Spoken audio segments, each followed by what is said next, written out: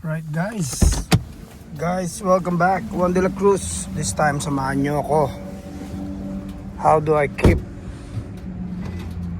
my guns clean and staying tactical on a budget? Punta tayo rito sa ating favorite store, none other than Harbor Freight. Tactical on a budget. Let's get it. Tignan natin kung ano meron nakasale. Alright, number one find, ammo can. So na gusto mag-stock ng ammo can dyan, nakasale siya ngayon. $12 lang. Itong plastic, $3. Ito kasi guys, steel metal. That's a good find.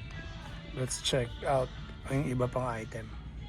Another great find para sa mga tactical on a budget. Brushes. And bumibili tayo niyan guys para panglinis ng ating mga unit sa Pilipinas. Ano ba talaga yan?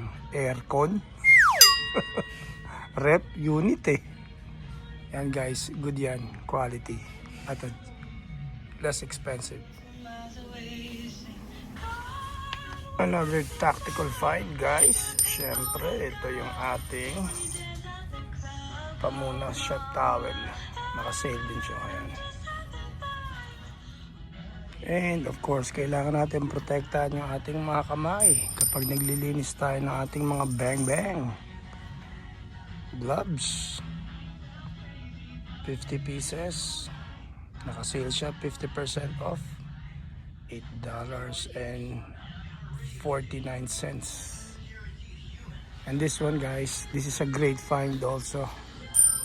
Nakasale yata ito bukas. Piso na lang yan guys. Panglinis din ng inyong mga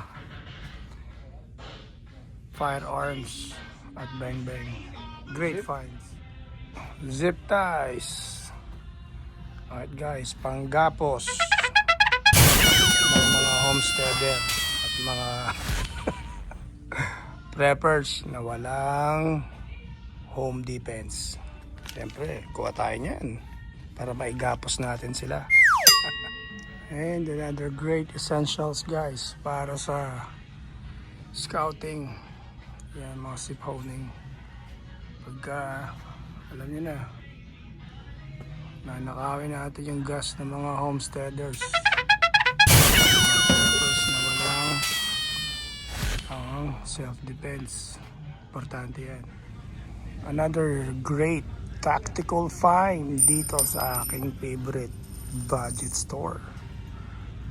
Naghahanap ko ng mga headlamp, flashlights. Naka 45% off siya ngayon. Para malagyan natin ng ilaw or mailawan natin yung mga kukunin natin na item ng mga homesteaders. Yeah. Yep. I think we're done with our small tactical budget shopping today. Boom.